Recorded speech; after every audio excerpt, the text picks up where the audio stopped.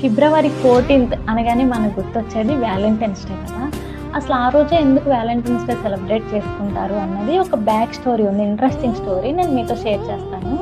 3rd centuryలో Romans king Claudius II అనే king అక్కడ ఉన్న సోల్జర్స్కి మ్యారేజ్ చేసుకోకూడదు అనేసి మ్యారేజ్ బ్యాన్ చేశారు.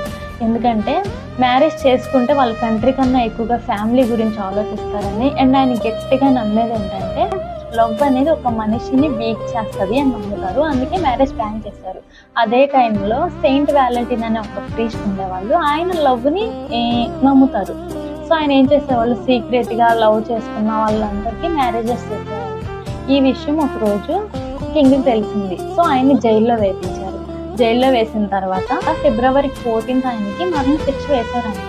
అండ్ ఆయన చనిపోయే ముందు రోజు ఆ జైలర్ వాళ్ళ అమ్మాయికి ఒక లెటర్ రాసి కింద హ్యాపీ వ్యాలంటైన్ రాస్తారంట. అంటే ఆ జైలర్ డాటర్కి ఈయనకి మధ్య సమ్ ఫ్రెండ్షిప్ రిలేషన్షిప్ ఉందనేసి రాస్తారంట.